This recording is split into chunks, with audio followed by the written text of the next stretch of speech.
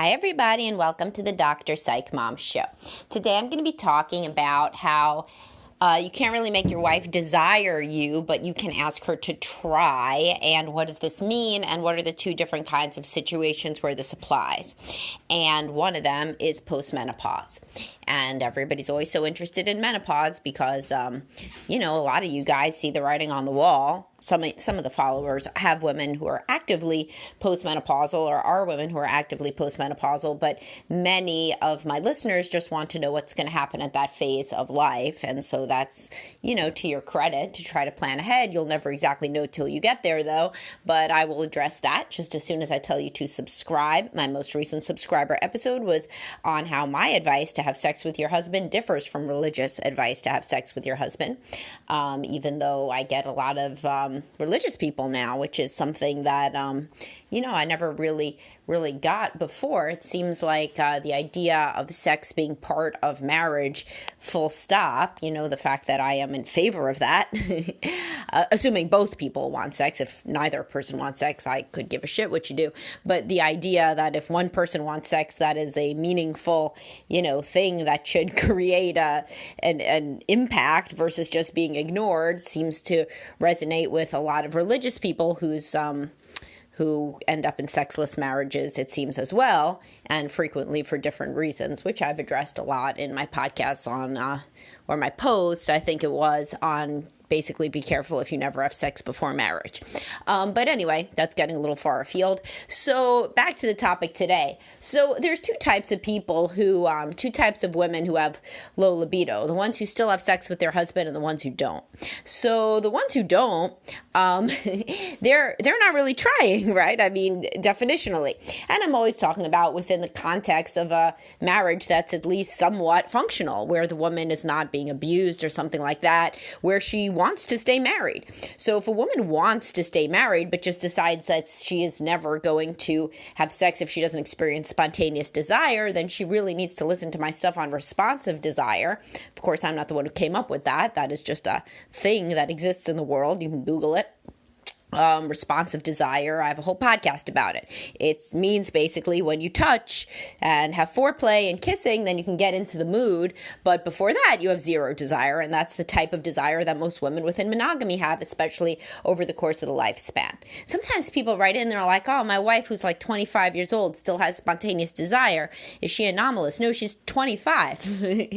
Everything works better when you're younger. I mean, let's be real. So, wait till she has a few kids and she's in her mid-30s, then we could talk. But yes, young monogamous women can be very, very, very high libido, and, just want sex all the time. Those kind of women usually don't have the same decrease, although it will still be a decrease in monogamy with kids over time with age. But, if you start out like super high libido having sex 3 times a day, then of course the decrement is probably going to be less. That's just commonsensical. But anyhow, there's the women that refuse to even try to see if they have responsive desire. And then there's the women who are trying. So it's like, there are women who are postmenopausal who are still having sex like once or twice a week. If you're in that situation and then you're complaining that she doesn't act like she desires you, but she's still trying to, I mean, shit, how much more could she do, right? She doesn't have any sex hormones at all. She's getting into bed with you. She's trying to experience desire. I mean, she's having sex. I mean, you can't get blood from a stone, She has no desire anymore. She doesn't have spontaneous and she may not have much responsive. But if she is postmenopausal, and I will have also a podcast coming out because some guys are like, well, she's postmenopausal, but she refuses to take hormones. Like so, I mean, there's stages of life here, and, but I'll talk about that in the upcoming podcast on it. But guys act like that's a free lunch. And we all know what I say. My husband said he's going to make it into a drinking game. How often I say no free lunch on these, but there's no free lunch, guys. Everything has side effects. Everything has, even just emotional and spiritual, and we'll talk about that in that podcast. But that one just irritates me because it's like, well, then why don't you take a damn pill to get rid of your sex drive? Because I mean, what the fuck? Like, it's not a natural state, right? For like somebody who is postmenopausal to have like a wild, active sex life when they can no longer have babies, when that's no longer kind of the point. If they're still getting into bed with you and trying, good on them. Great on them. They are really being an active participant and they're trying. You cannot, beyond a woman getting into bed and you trying to be the best lover that you can be at the postmenopausal stage, or let's say she's nursing, right? Nursing also puts you into sort of a menopause-like state because, as I explained so many times in other podcasts, your body doesn't want you to have another baby, so it's not making a lot of desire, because why does it want you to have another baby? Your milk is going to go away. You're not going to have the resources for the current baby, etc. Anyway, if your wife is getting into bed with you and she is trying and she is game to try, you cannot ask for more than that. Do you have to stay with her? No, you don't have to do anything in this life, right? I mean, you could get divorced, you could do whatever the hell you want. But I'll tell you, if you are going to leave a postmenopausal woman that's still trying to have sex with you, then, I mean, I don't know, like at some point we got to think about ethics, But then again, maybe she would be thrilled if you left, because then she'd be like, thank God, I can just be, basically, there was a funny meme that said, I want to go into my swamp witch stage, like a woman saying that she's ready for her swamp witch phase, which is just like the time where she doesn't have to care how she looks anymore, and it's just over, kind of that whole, hormonally driven, looks driven cycle. She felt that she was in the next stage, and, thousands upon millions probably of women like that meme, because there's something, there's something, natural about it. Like, it's so funny when sometimes I say to men in couples counseling, I'll be like, but what about your grandma? Like, should somebody have been trying to like have sex with your grandma all the time? They're like, no, that's different. You don't understand. My wife is a very attractive 58-year-old woman. She looks nothing like my grandma. I don't give a shit how pretty she is. She's still a 58-year-old woman like your grandma was. People don't, get their hair done once a week at the salon in rollers anymore, but it's still the same body, the same biology. Oh, whatever. So here's the point. You can ask for your wife to try, but you cannot create desire out of nothing. And I'm totally on board with helping her be her best self and try to be the best lover you could be, try to open up conversations about sex, try to be, do whatever her love language is. I talk a million ways about how to be a better partner, lover, a kinder person, stop playing devil's advocate, stop sulking, stop drinking, stop being an asshole, all of these things, fine. But you cannot get blood from a stone. If a woman does not have any desire and she's still trying to be with you, then at some point, don't you just have to say, do I love this person and will I recognize that they're trying, and can that be enough for me? For many people, they can't have an epiphany like literally, like kind of what else can she do? It's like, it reminds me, I use the kid with ADHD analogy all the time. A lot of people, they think their kid is just bad. They're just misbehaving. They're just kind of being like a smart ass. Then they get an ADHD diagnosis from an evaluation. And the parent is like, oh my God, that is the best they could listen. They can't listen. They can't listen. Their brain doesn't let them listen. So I guess for my kid, they're behaving pretty good. For who they are, for how their brain is wired, they're behaving pretty good. So like if the kid doesn't even try, there's a big difference between a kid that literally, if you go back through all the memories, you could be like, they just kind of don't hear me. It's just like Charlie Brown's mother talking when I talk, rah, rah, rah, rah, rah, and that must be what it's like for my kid. And so there's a big difference between that kind of kid and a kid that says, fuck you, mom, I'm not doing XYZ, right? So your wife, if we're going back to the analogy, is not saying, fuck you, mom. She's trying. She's getting into bed. She's trying. But if there's no responsive desire either, why what would you have her do? Would you have her writhe around and give a fake orgasm performance like Meg Ryan and When Harry Met Sally? She's just going to end up resenting you and hating you and looking at you like a child that needs to be lied to. And I always tell women not to fake orgasms, because it trains the man to do the wrong thing.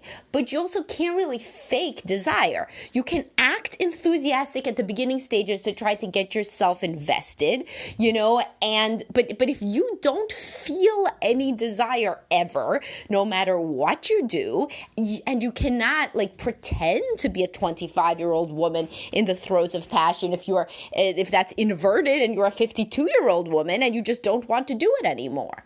So if you're still getting there and doing it and going to bed with a game face on, but you just don't feel the same level of desire, which is what a lot of men say to me, but she just doesn't act like she wants to, be there the same way. It's just not the same way. It's just not how it used to be. Yeah. You're also not how you used to be, I'm sure. And it's just like if she said, can't you just act? I made this analogy at some point. Can't you just remember that time we were both 17 and you blew off work and we went to the beach and we had sex and you wrote me a poem? You're not that guy. You're running a business. You're doing whatever the hell you're doing. You're probably a lawyer, a doctor, whatever. You can't just do that type of shit anymore because you're not 17 years old and neither is she.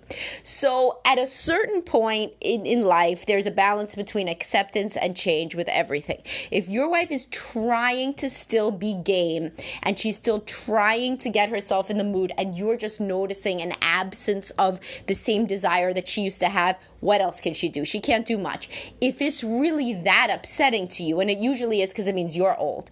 The guy doesn't want to be old anymore. I talk about this in the menopause podcast. He doesn't want to be old yet. And so her accepting her age and her being like, yeah, I guess it's just not how it used to be, he takes that personally. And it's much worse if he has preoccupied attachment. Refer to the Preoccupied Attachment Husband podcast. And then he thinks that basically she is sliding him into an early grave by her ability to, quite honestly, admirably accept where she's at in life, which is really kind of the goal of all therapy, is self-compassion, acceptance, that kind of thing. So, realizing where you're at, maturity, evolving, that's where a lot of men and women are at cross purposes because I talk about this with the biology of women across the lifespan, etc. Women have had a lot of change biologically over their lives. They've started to have their period at about 12 or 13. Then later on, they get pregnant. They start nursing. They stop nursing. They get pregnant again. They get their body back. They don't get their body back, whatever the case may be. Women also have more medical issues because of all of this childbirth stuff that's always happening, and there's just, and then they have menopause. So, they're kind of used to the fact that you can't try to, and they have PMS every single month, they get their period. So they're used to the fact that there's no accountant for biology, you can't get out ahead of life changes. You can't decide they're not going to happen, that doesn't matter. So they're better at acceptance generally. The women that are not are sometimes I get in, women are 30 years old and they're like, my 60-year-old mother, she tries to dress the same as me. She tries to flirt with my husband.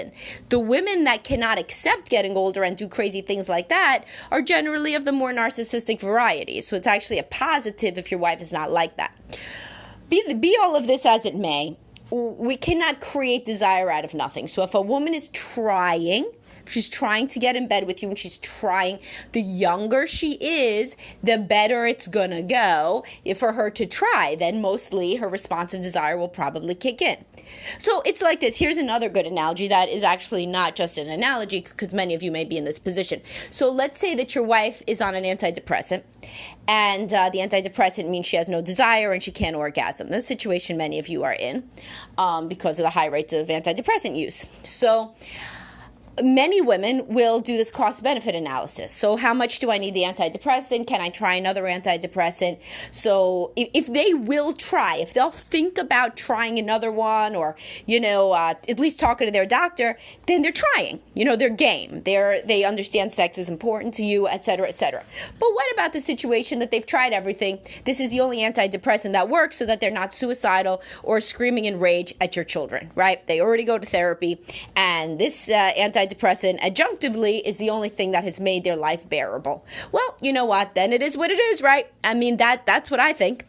As a therapist, as a human being, ethically, then it is what it is. And if you can't live with that, then you need to have a conversation that says, I need a woman who expresses more desire to me. You can no longer do that with the antidepressant or insert with menopause here or whatever. And so we need to talk about ending the relationship. So what's so wonderful, by the way, about doing that, and I don't mean this to be snarky, this is dead serious, is if you do that, you may actually end up with a woman that doesn't want to be with you anyway, which is the best case, right? So like if a woman has had, let's say, an active sex life with you for 20 years, and so she met you when she was like 35, now she's 55. She does not have an active sex life with you anymore. She tries to have sex with you. It's certainly not what it used to be.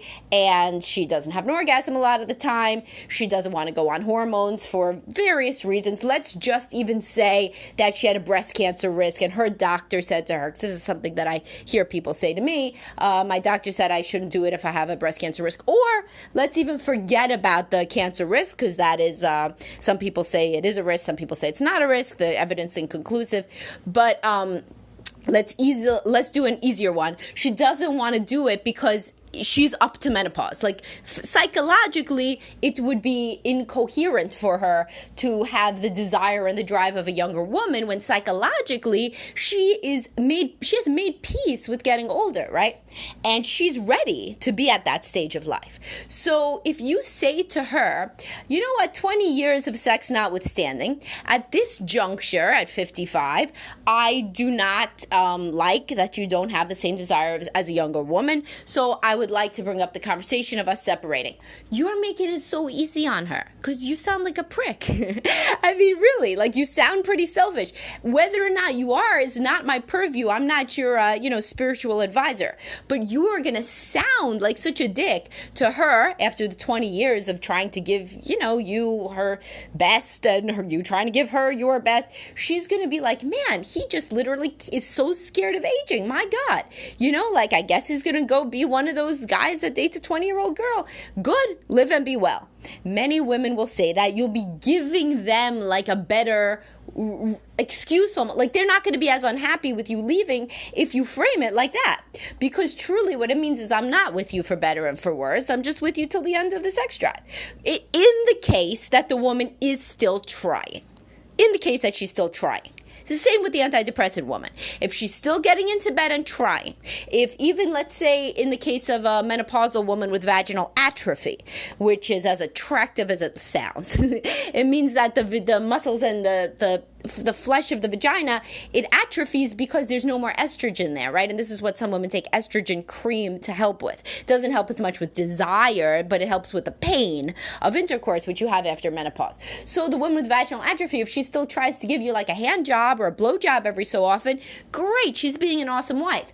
If you say, but she doesn't look at me with love during the blowjob, well then, really. What could you really say? Are you 100% perfect of a person? No. But does this mean you have to stay married? No, but also, as I said in the menopause podcast, certainly know that you're not coming off like Mr. Deep, but you may not really care. You may say, I have one life and I want another woman to look at me with desire before I die. All right, cool. So you got to really make peace with who you are and what you want.